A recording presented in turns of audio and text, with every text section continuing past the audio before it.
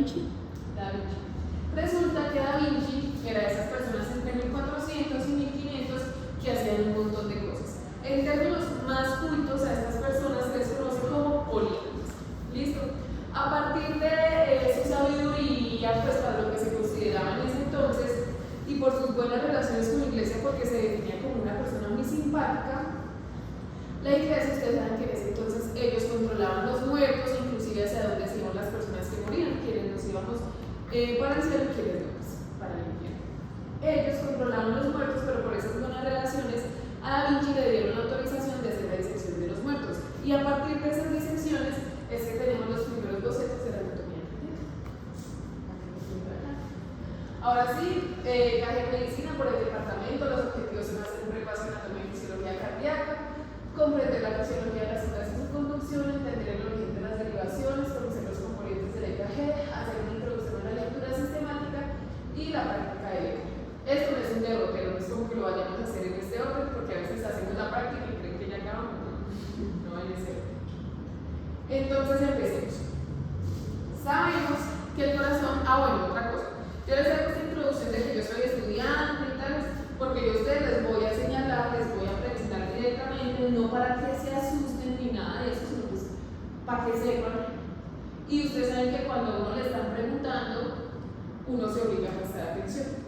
Entonces, por términos didácticos, pero lo que les digo, si no saben, pues se van a no saben. Entonces, ahora sí. El corazón funciona como dos bombas. Tenemos el ventrículo derecho y por otro lado tenemos el ventrículo izquierdo. El ventrículo derecho proyecta hacia derecho. Eso. Y el ventrículo izquierdo hacia el cuerpo. La circulación pulmonar, exactamente. Ambos eyectan la misma cantidad de sangre. ¿Qué va a diferenciarlos el uno del otro? La fuerza con la que eyectan dicha sangre. El ventrículo derecho eyecta hacia la circulación pulmonar, vean que es una circulación mucho más lenta, hay una área transversa muchísimo más grande, por lo tanto la velocidad con la que va la sangre es muchísimo más pequeña. Por otro lado, tenemos la circulación periférica, es una circulación que, digamos, puede encontrarse a niveles más distales, es una circulación mucho más rápida y que le pone una resistencia muchísimo mayor al ventrículo izquierdo para que cuando este eyecte ustedes puedan presionar el dedo y nuevamente se vuelva a perfundir. A partir de esto, el ventrículo izquierdo hace una serie de adaptaciones fisiológicas para poder suplir todas nuestras necesidades y la adaptación fisiológica que hace es la chica de las hipertrofia. Es una hipertrofia fisiológica. ¿En qué consiste esta hipertrofia? Que sencillamente las paredes se vuelven más gruesas. ¿En qué forma afecta el volumen? De ninguna forma. Vean que a diferencia de la hipertrofia patológica, este crecimiento de las paredes no va a afectar el volumen, el corazón va a ser capaz de eyectar la misma cantidad de sangre. Listo. Ahora pasando aquí a la anatomía básica, pues como lo más mínimo. Si yo les digo que uno es endocardio, dos es miocardio. Tres. Pericardio. Epicardio, sí. Y cuatro. Pericardio. Listo, vamos aquí a las cavidades. 6. Aurícula izquierda, derecha. 7. Aurícula izquierda, es así. 8. Ventrículo derecho. Y 9. Ventrículo izquierdo. Y ahora las válvulas. 11. Atrioventricular mitral. Mitral. Aórtica. Pulmonar. Y Triscupis, sí. Y ya vamos a los grandes vasos. Tenemos las venas pulmonares, arteria pulmonar. Tenemos la aorta y cava superior y cava inferior. Cava inferior y cava superior. Están los nombres. Para que todos estos latidos se den de una forma adecuada, necesitamos de un sistema de conducción, que es el que tenemos en la foto. Si yo les digo que el sistema de conducción empieza aquí en el nodo sinusal, entonces tú cuéntame de lo que te acuerdes, cómo es el recorrido. Ya les han puesto estas diapositivas como 3 veces, yo creo. Eso mandó un muchacho que se llama William. Bueno, el recorrido, pues la frecuencia cardíaca comienza en el nodo sinusal, ya después se las va a mandar por las vías de conducción al nodo atrioventricular. auricular. Listo, pausa. ¿Qué ocurre en el nodo AB?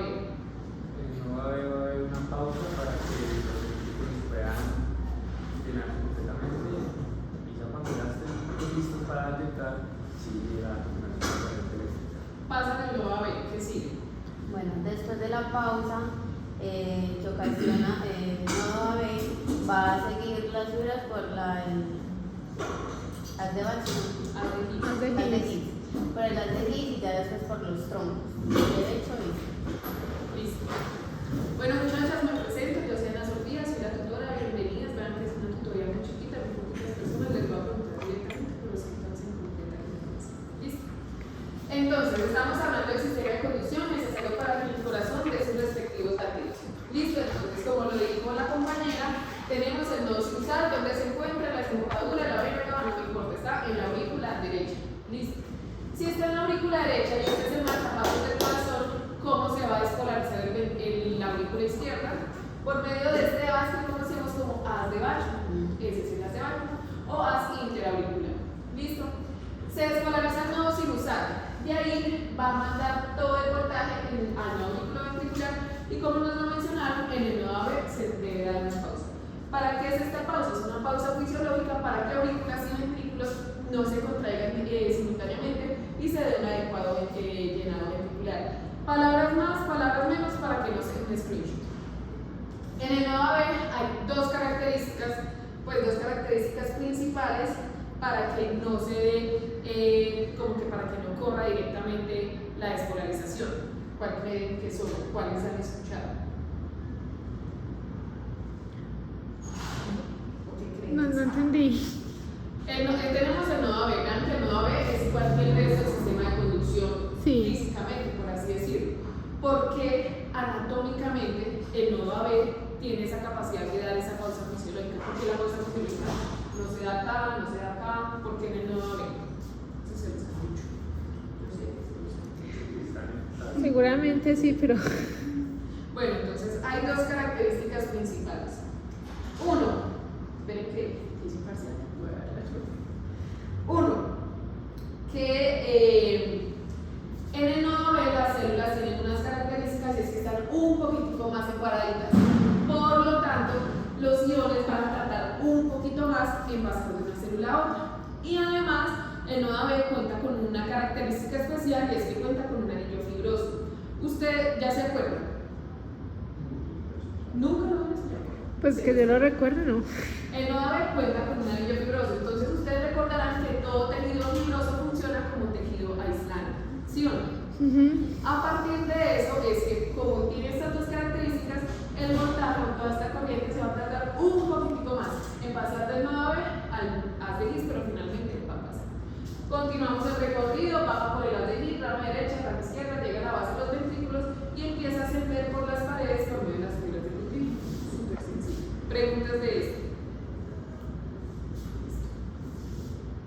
Ahora, este sistema de conducción pues es muy especializado porque vean que sabemos que todos los miocardiocitos son células especializadas porque tienen la capacidad de despolarizarse, ¿sí o no? ¿Qué va a hacer que la corriente prime por este circuito y no por ningún otro circuito a pesar de que todo en teoría se va a estar despolarizando? ¿Me hice entender? ¿Por qué la corriente va por esta carretera? ¿Por qué no la lleva a otra carretera? Porque es el que tiene mayor capacidad de como mayor impulso. Por ahí va. Entonces, las células que forman el sistema de conducción son células muchísimo más rápidas, son células aún más especializadas. Por eso, a pesar de que todo alrededor se nos esté despolarizando, en estas células va a primar el voltaje. Y aquí viene otra pregunta. Estas son preguntas generales. Si todo se va a estar despolarizando, que sabemos que una célula, luego otra, bla, bla, bla, bla, bla, y luego todo a la vez. Porque si se va a estar despolarizando todas las aurículas, no pasa la corriente directamente hacia los ventrículos. No es por el nodo AB.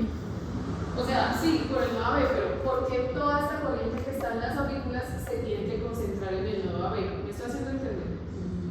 Porque hacia allá llegan todas las fibras. Pero ahora que hay fibras. O sea, así como todo es músculo, pues podría pasar directamente de aquí a acá. ¿Por qué no pasa? Entonces, saben que hay algo conocido como el citoesqueleto cardíaco, que eso sí lo han escuchado. El citoesqueleto cardíaco es lo mismo, es cartílago, funciona como tejido fibroso. Por lo tanto, hay este tejido que me está separando aurículas de ventrículos. De esta manera, toda la corriente que tengo en las aurículas, sí o sí, se me va a tener que concentrar en el nodo AB para finalmente pasar a los ventrículos. Por eso, a pesar de que toda casa me esté escolarizando, no me pasa directamente a los ventrículos. ¿Y esto qué me lleva? ¿Ustedes han escuchado de un síndrome de preexcitación o el síndrome de Wolff-Parkinson-White? Bueno, les cambié todo. Pero entonces, ¿qué debería pasar anatómicamente, teniendo en cuenta esto que les dije? ¿Qué debería pasar para que la corriente pase directamente de aurículas a ventrículos, para que no haga la pausa del nodo AB? ¿Qué cosa patológica? Un daño en el citoesqueleto. Más que un daño en el citoesqueleto, que pues sí, por ahí va, yo ya lo digo, obvio, es la presencia de un haz muscular, una fibra muscular extra que me esté conectando aurículas y ventrículos. Ahí no estaría funcionando correctamente el citoesqueleto y la despolarización ventricular ocurriría antes. Por eso se conoce como síndrome de preexcitación, o lo pueden aprender como un síndrome de Wolff-Parkinson-White. Entonces, Wolff, Parkinson y White, si usted es blanco se señala, si no, señala la misma. Entonces, cuando ustedes piensen en un síndrome de preexcitación, se van a acordar de mí haciendo Wolff-Parkinson. Listo. Según el punto que esté mandando los impulsos, vamos a tener diferentes frecuencias, pero más adelante se van a dar cuenta que la frecuencia no depende del ritmo.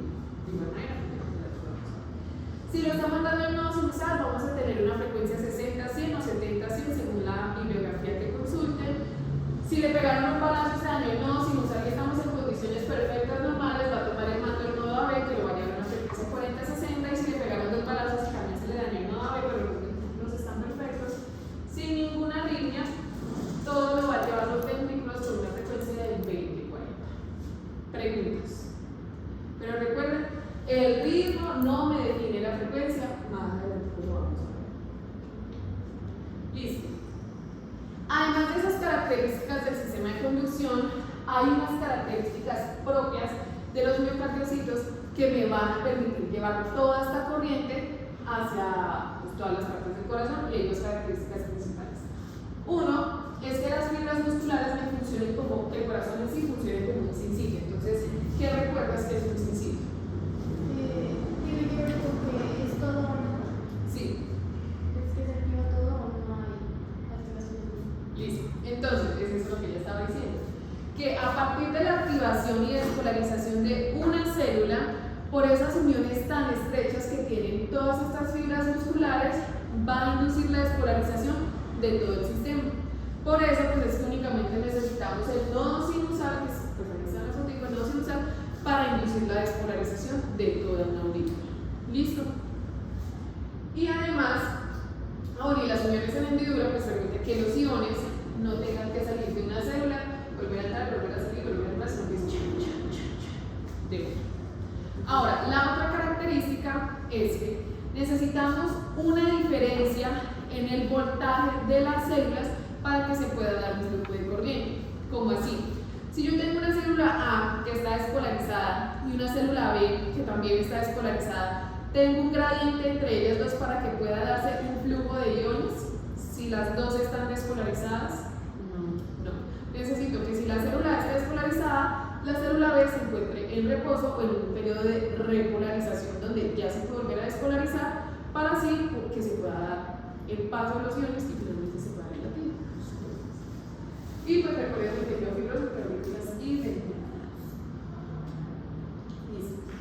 Ahora, yendo a una parte aún más micro de este proceso de despolarización, yo sé que me estoy sacando. Entonces, de lo que te acuerdes, ¿qué representa cada una de las fases de lo que te acuerdes? Asumiendo que la fase 4 es una fase de reposo. En 0 empezaría la despolarización. En 1 sería como cuando alcanza el umbral. El 2 sería el periodo como que se formaba una meseta. Y el 3 como tal ya sería la repolarización. Y el 4 pues Listo. Entonces, lo vamos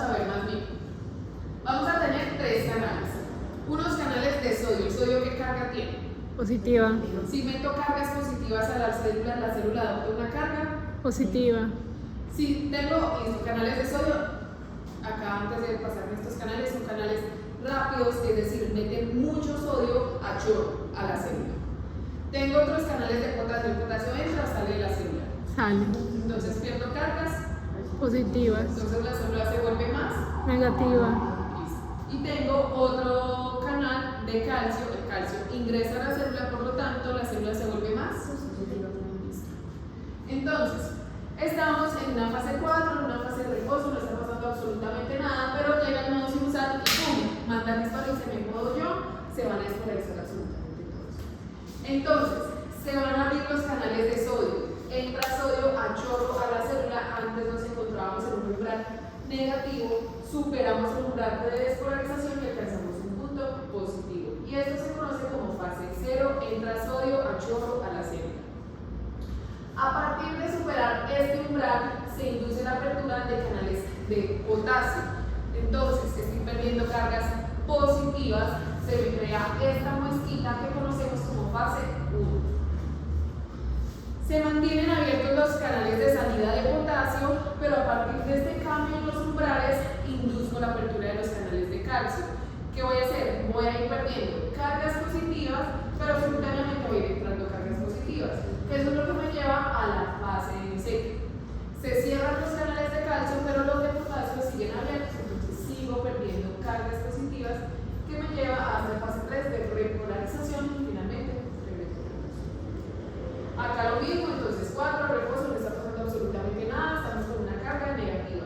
Se despolariza, entra el sodio a chorro rápido, se da el pico de despolarización, superamos el umbral y a partir de eso se induce la apertura de los canales de potasio. Me crea esta mosquita que es la fase 1.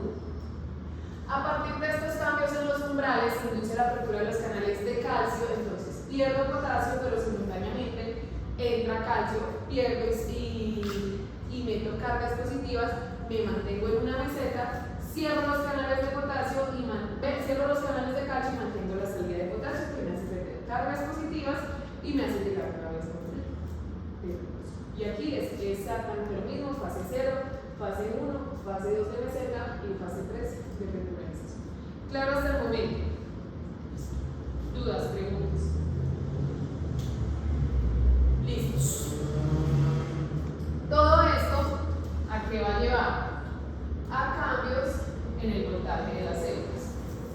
Entonces, tengo las células que naturalmente están negativas en comparación a su medio externo, pero entra el sodio y se van a volver positivas. Entonces va esto,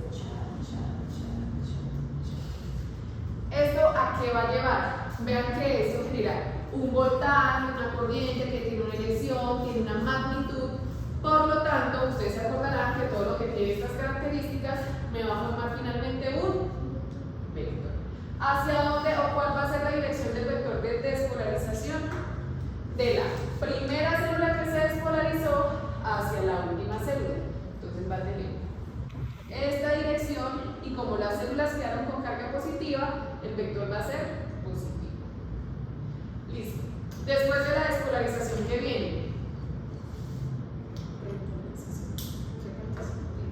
¿En qué consiste? Entonces, hay dos teorías de repolarización. Una dice, la primera célula que se despolarizó va a ser la primera célula en repolarizarse. Pero yo les cuento esta otra teoría. Tenemos el corazoncito. Y ustedes saben que por la parte externa están viajando las arterias coronarias, entonces son las que llevan más sangre. Eso que lleva a que en el endocardio lo que lleguen son los capilares. ¿Listo? Como el endocardio llega en los capilares, pues va a llegar menor cantidad de sangre en comparación al epicardio. ¿Sí? A partir de eso, el endocardio va a realizar adaptaciones donde se va a acostumbrar a estar con poquita sangre. Y esto lo vamos a conocer como isquemia fisiológica. ¿Han escuchado de eso? Listo. ¿En qué consiste la isquemia fisiológica? Van a pensar en esto. El endocardio es ese amiguito que ya de por sí está alta la carga en la universidad, hay muchas cosas por hacer, pero además de eso se mete en los grupos de investigación, se mete a hacer deporte, se mete con una persona que es re tóxica y le pone problema por no estar con él o con ella, entonces usted dice como, pero como esa persona está tan acostumbrada a mantener tanto estrés, pues para él es algo completamente normal y puede pasar el semestre todo súper normal. El epicardio es este otro amiguito que es completamente diferente, se le daña la vida si le cancelan un fin de semana por tener que quedarse estudiando, porque no puede ir a la integración, como así que tengo que estudiar para el parcial de cardio hasta las 2 de la mañana, eso no lo tolera y ya de una entra en crisis ansiosa. Entonces, este va a ser el endocardio y este va a ser el epicardio. El epicardio, que es el amigo más relajado, tiene una menor tolerancia a la frustración, es decir, menor tolerancia a la isquemia. Por lo tanto, él le dice, mi pobre chiras, primero me repolarizo yo porque yo no aguanto estar tanto tiempo así despolarizado, entonces la repolarización va a tener esta dirección. La última célula que se despolarizó va a ser la primera célula en repolarizarse. Y pues fue de aquí para acá, entonces el vector de repolarización va a tener dirección contraria al vector de despolarización y las células ceros con carga negativa, entonces el vector va a ser negativo.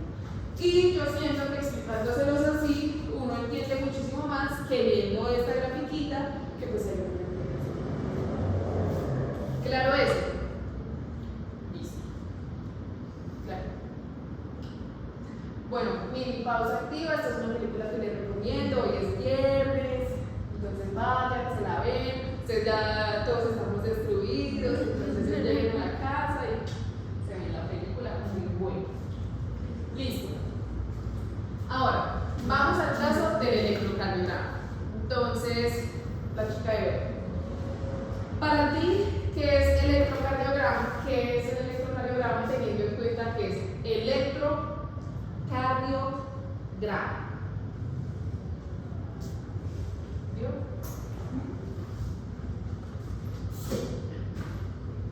Lo que se te ocurra a partir del nombre. Electrocardiograma. Pero pues los trazos se dan como una gráfica.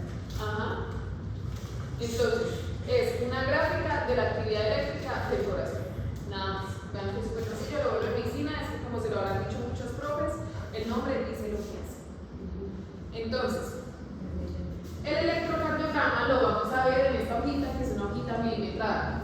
A mi parecer, cuando uno recién ve el papel milimetrado, uno piensa que es como lo más abstracto que uno puede encontrar, porque le dicen que lo lea con milivoltios por segundo, si no entiende absolutamente nada, pero entonces, ¿cómo vamos a ver el EKG? Lo vamos a ver en este papel que está dividido por milímetros y va a estar dividido en cuadrados. Entonces vamos a tener unos cuadrados grandes y unos cuadrados pequeños. Los cuadrados grandes, que son estos, van a estar formados por 5 por 5 cuadrados pequeños. Súper fácil. ¿Y cómo lo vamos a leer? De dos formas.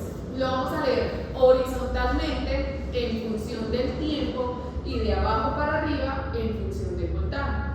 Donde un cuadrado grande va a representar algo diferente horizontal a algo vertical.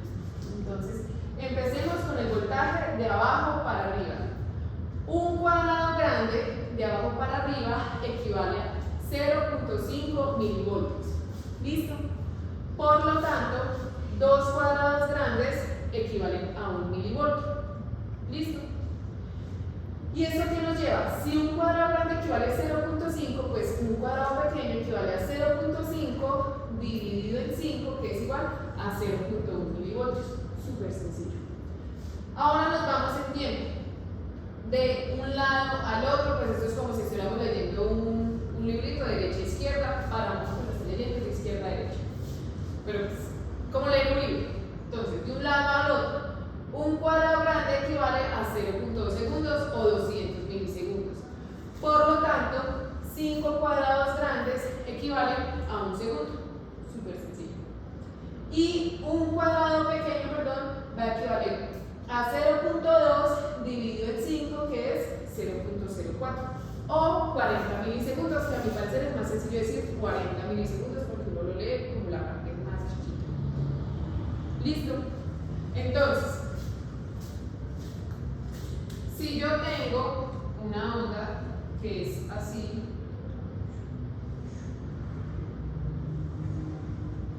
entonces imaginen que esto equivale a un cuadrado grande. Bueno, imaginen que esto llega hasta acá. Entonces tengo 1, 2, 3, 4 y 5 cuadrados. La totalidad de la onda, ¿qué voltaje tiene?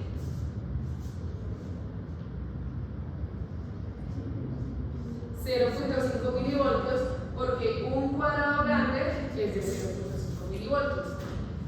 Y pues si yo trazo la mitad, supongamos que la mitad me da por acá, bueno, esto es un ejemplo, que obviamente no da la mitad, pero es un ejemplo. Asumiendo que da hasta acá, ¿cuánto daría la mitad de esa onda? Asumiendo que esto es 0.5, este es 0.1, 0.1, 0.1, 0.1, 0.1. Si la onda queda a la mitad. Sí, o sea, si yo les digo cuánto mide el voltaje hasta acá, de esta onda, 0.4. ¿Queda claro por qué 0.4? Porque cada cuadrito pequeño equivale a 0.1 milivoltios. Entonces, va a pintar acá. Es como si yo pintara esto así. Entonces, de aquí a acá, al 0.4, pues yo les dije que inicialmente la onda era así, la totalidad de la onda es el 0.5. ¿Sí o no? No, deja. Entonces, bueno, oremos para que me dañe esto. Ya tienen ahí la imagen. Entonces, yo paso para acá.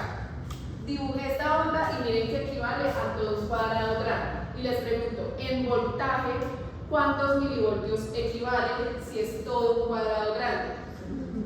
0.5 milivoltios. Y luego yo les digo, supongamos que la mitad de la onda llega hasta acá.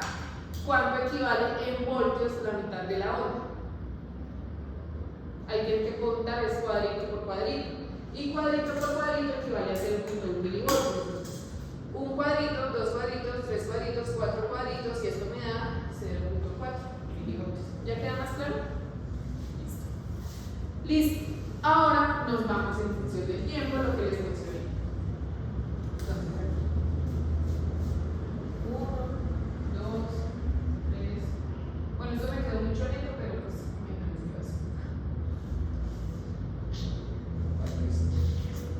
si yo les digo, esta onda empieza desde acá y va hasta acá, que pues hasta aquí va el 5, hasta acá, supongamos. ¿Cuánto dura en tiempo la onda? Asumiendo que cada momentico, pues cada cuadrito, perdón, equivale a 0.04 o a 40 milisegundos.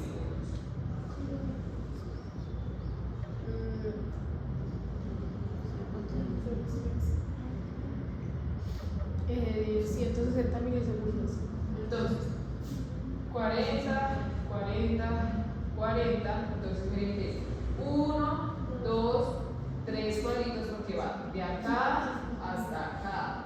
Entonces, 4 por 3 da 120 milisegundos. Y así es como se lee. Ya les queda más claro lo de los cuadritos.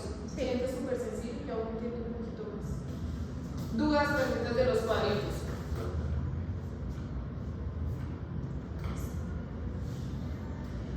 Ahora, ¿qué vamos a ver en el EKG? Ondas, segmentos e intervalos. Entonces, para ti, ¿qué es una onda? No me diga una ondulación, ¿qué es una onda en el EKG? Una pregunta muy abstracta, pero ¿qué es para ti? Es la despolarización o repolarización y la duración de, pues, la duración del voltaje, la despolarización, la repolarización de la despolarización. Yo lo voy a hacer de forma más relajadas, cambios en el voltaje, ya sea por despolarización o por repolarización. ¿Sí? Si las ondas son cambios en el voltaje, los segmentos que son puntos donde sencillamente no hay cambios en el voltaje. Súper sencillo. Entonces, ¿qué representa la onda P? Pues usted fue la que describió el recorrido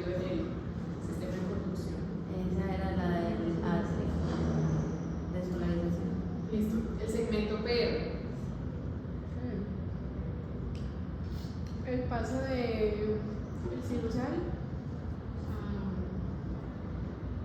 No hay cambios en el voltaje, un momento donde hay una pausa en el voltaje. O sea, no, entonces en el atrio ventricular, en el AV. la pausa. ¿Qué representa el QRS? Cambios de voltaje en los órganos.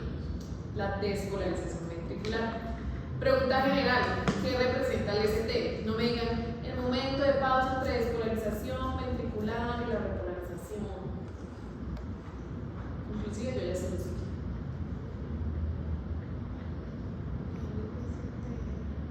Bueno, pues ahorita les digo un chiste. ¿Qué representa la onda T? Repolarización ventricular. ¿Y la onda U? De las fibras de Purkinje. Entonces, para que vean mi compromiso con las tutorías, les pongo el color de lo que muestra, no hay pérdida. Entonces, onda P, despolarización auricular. Pasa del nodo sinusal al nodo AB. En el nodo AB se da la pausa fisiológica que me representa el segmento PR. Despolarización ventricular tiene estos tres vectores, ya más adelante les voy a decir por qué, y me lo representa el QRS. Tiene el segmento ST, luego les voy a decir qué es. Viene la onda P, que es la repolarización ventricular, y luego la onda U, que es la repolarización de las fibras de Purkinje. Que si la aurícula se repolariza, sí se repolariza, pero la repolarización ocurre en este momento. Pero vean que el QRS es tan grande y tiene tanto voltaje que sencillamente flota. Y recuerden que el evento eléctrico antecede un evento mecánico. Listo. Ahora, si la hoja era abstracta, las derivaciones son peor, pero les juro que van a entender las derivaciones. Entonces, ¿han entendido hasta el momento? ¿Vio? Entonces, a uno muchas veces le dicen como las derivaciones son un chisme que uno se quiere enterar de todos lados, pero yo se los voy a vender de otra forma. Cuando ustedes van a comprar un carro, ustedes se quedan con la foto de adelante del carro, o sea, le toman una foto y ya, ¿le vendo ese carro? No. Uno pide foto de los lados, de la parte de abajo, del baúl, de cómo es el capó y todo eso. Entonces, eso nos muestra las derivadas. Puntos diferentes del mismo carro. Como son puntos diferentes, pues va a tener representaciones diferentes. Vamos a dividir las derivaciones en dos. La de los miembros, que son las que ubico en las extremidades, o las frontales, o las torácicas, que son las que ubico en el pechito o precordiales. Entonces, las de los miembros pueden ser monopolares, es decir, tienen un único polo a partir de campos magnéticos que esta gente creó por la ubicación de los electrodos. Dijeron, no sé cómo, pero hicimos un único polo positivo para estas derivaciones. O pueden tener dos polos que vamos a definirlas como bipolares, y las precordiales todas son unipolares, entonces vamos a entender cómo es. Entonces, empecemos con las monopolares, con las bipolares. Entonces, para términos didácticos, bipolares, tengo un polo positivo y un polo negativo, y de igual manera en el EKG el negro es el polo a tierra. Entonces, empiezo con D1. ¿Qué dijo esta gente? Voy a ubicar el polo negativo en la mano derecha y el polo positivo en mi mano izquierda. Nuevamente estoy ante campos magnéticos, algo que genera una magnitud, un sentido, una dirección. ¿Qué se me va a crear? Un vector. ¿Hacia dónde va a ir este vector resultante de estas fuerzas magnéticas? Del polo positivo al polo negativo. Del negativo al positivo. Ajá. Del negativo al positivo. Entonces, va a ir de aquí para acá, de aquí para acá. ¿Y cómo le va el corazón? Es como si le tomara una foto de la actividad eléctrica de aquí para acá. Ahora, D2, polo negativo, mano derecha, polo positivo, pierna izquierda. El vector resultante va a ir de aquí a acá. ¿Cómo le va el corazón? Pasen este vector para acá y es como si le diera la actividad eléctrica del corazón que va en este sentido. D3, polo negativo, mano izquierda, polo positivo, pierna izquierda, vean que la pierna derecha es el polo a tierra, no la uso. Entonces, pierna izquierda, polo positivo, el vector resultante va a tener esta dirección y es como si pasara esto para acá y leo la actividad del corazón en ese sentido. Listo. Entonces, ya las bipolares, ahora saben que dijo, hagamos las monopolares. ¿En qué consisten las monopolares? Voy a ubicar únicamente el polo positivo según donde se encuentre el polo positivo, lo voy a nombrar, pero lo voy a nombrar en inglés, entonces right, left y foot. Y pues si tengo un polo positivo, pues debo tener un polo negativo. ¿Cuál va a ser el polo negativo? Escuchen esto, la intersección, ¿qué es intersección? La unión de los dos otros puntos que no esté usando. Entonces, nos vamos para ABR. ABR, right, ubico el vector positivo en mi mano derecha. ¿Listo? ¿Qué va a crear el polo positivo? El polo negativo, perdón, los otros dos puntos que no estoy usando, vean, estos dos crean la intersección y aquí tendría el polo negativo. Por lo tanto, el vector va a ir de este polo negativo imaginario que no vemos, de aquí para acá. ¿Cómo es el vector leyendo el corazón? De aquí para acá. ¿Listo? Bien, aquí. ABR, de left. Pongo el polo positivo, mano izquierda. Por lo tanto, mi mano derecha y mi pierna izquierda se van a juntar y me van a crear el polo negativo. El vector va a ir de aquí para acá. Y esto leemos el corazón de aquí para acá, en ese sentido.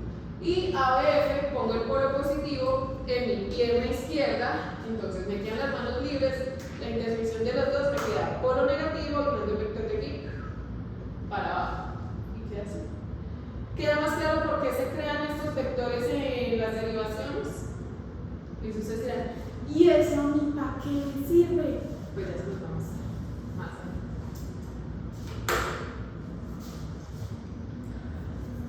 Bueno, lo vamos a hacer una vez. Como estamos hablando de vectores, ustedes se acordarán que todo vector se puede ubicar en el plano cartesiano. Entonces, vamos a ubicar el corazón como punto central. Miren que D1 pasa por todo el eje de la X del corazón.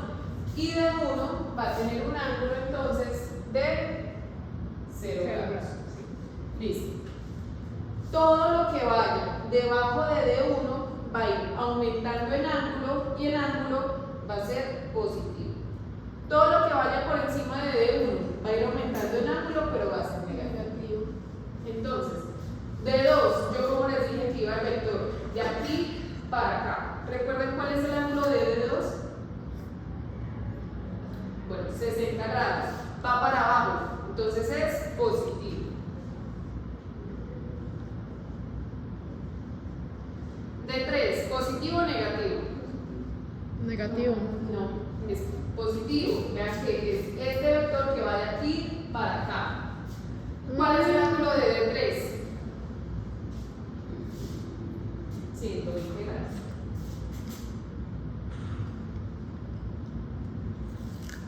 Seguimos con las monopolares.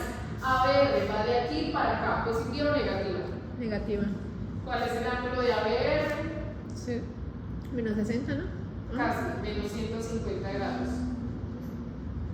De ABR positiva a negativa. Vean la gráfica. Negativo. Negativa, ¿y cuánto es el ángulo? Menos 30. Y ABF, positiva o negativa. Si va para abajo, Positiva. positiva. Y tiene un ángulo de 90. 90 grados. Así es como se grafican las derivadas en el plano cartesiano. Por eso es que tienen esos ángulos, porque es literalmente el ángulo de la resultante, del vector resultante, a partir de la ubicación de todo ese montón de campos magnéticos en las extremidades. Vean que es realmente más sencillo de lo que lo creo, pero pues es como nos gusta. Preguntas de por qué se ubica como se ubica. Entonces las derivaciones pues lo que van a determinar si es positivo o negativo es de uno. Realmente el por qué el ángulo es positivo y por qué es negativo no tengo ni idea.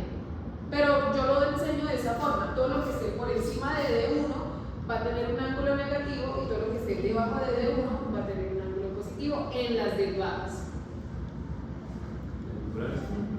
Ajá, sí, en las frontales. En la Ajá. ¿Claros hasta aquí? Listo. Ahora, no fue suficiente con poner a uno que hace rato no ve vectores, pues ponernos a graficar otra vez el plano cartesiano, sino que llegó un man que se llamaba Einthoven y dijo, voy a crear una equivalencia. ¿Qué dice esta equivalencia?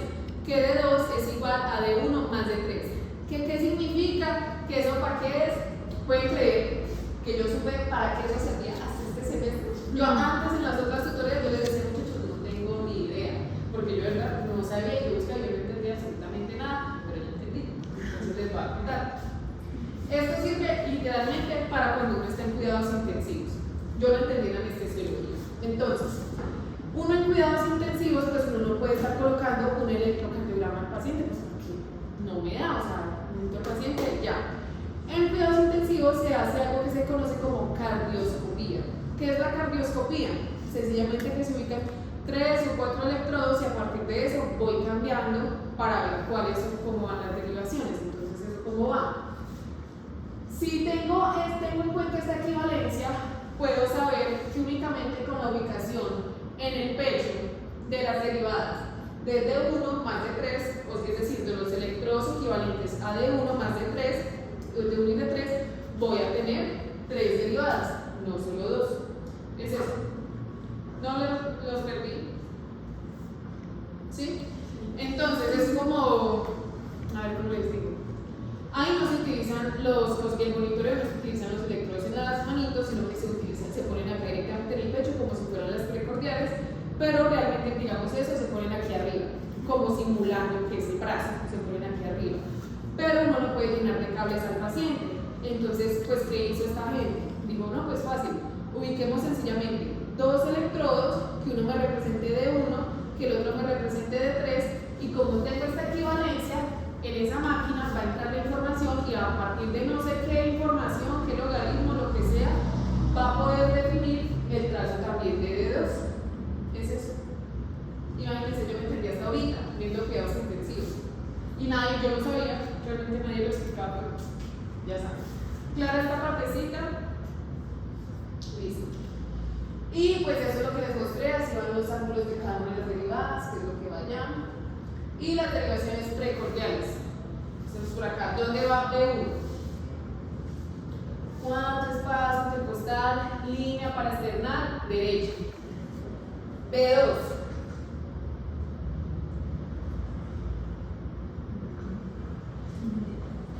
Cuarto espacio intercostal, línea para externar, izquierda. B3, la que está escribiendo. B3, ¿dónde lo ubico? ¿Cómo? Entre B2 y B4. B4. Motivando el quinto espacio intercostal. Sí, yo tengo quinto intercostal así. Pero izquierda. Pero es que no es, o sea, es que de 3 no hay Línea media clavicular. línea media clavicular. B5. Ahorita estaba haciendo la mano. Pero la. ¿Vio? La de ¿Vio? Chismosa. B5, quinto espacio intercostal, línea axilar anterior. Y B6. El quinto espacio intercostal de la línea media. Medio, muy bien. Entonces, para que no se les olvide, B1, cuarto espacio intercostal, línea para externar, derecha. B2, espejito, cuarto espacio intercostal, línea para externar, izquierda. B3, no lo ubico directamente, lo ubico entre B2 y B4. B4, línea. Quinto espacio intercostal, línea clavicular, media. B5, y ahí ubico B3. B5, quinto espacio intercostal, línea axilar, anterior. Y B6, quinto espacio intercostal, línea axilar, media. ¿Listo? ¿Y qué es lo bueno de esto? Que no hay que dibujar vectores. Aquí solamente sepan las chiquitas, pues los electrodos que ubicamos en el pecho tienen polos positivos y dijeron que el corazón iba a ser el polo negativo, por eso los vectores salen hacia cada una de las chiquitas. Listo, ya sé cómo funcionan las cámaras que le están tomando foto a mi cara, pero necesito saber qué parte del carro estoy viendo y vean que esto de igual manera se los apea. Entonces, empecemos. D2, D3 y ABL me muestran la cara inferior. D1 y ABL me muestran la pared lateral alta del ventrículo izquierdo. B5 y B6, pared lateral baja del ventrículo izquierdo. B3 y B4, cara anterior. B1 y B2, pared septal. ABR junto con las precordiales derechas, la ventrículo derecho, y las precordiales posteriores, la cara interovasal. ¿Por qué decimos cara interovasal y no decimos cara posterior? Porque acuérdense que el corazón no está así. Una pregunta. ¿Puedes comparar una de los varias, pues, las derivadas y en las diferentes caras del cuerpo? Esa fue la primera fotografía. Es raro que en la anterocefal dice que la no sé, pues mucho uno no sabe Anteroseptal, zona anterior, B1, B3 y B4, zona septal, B1, B2.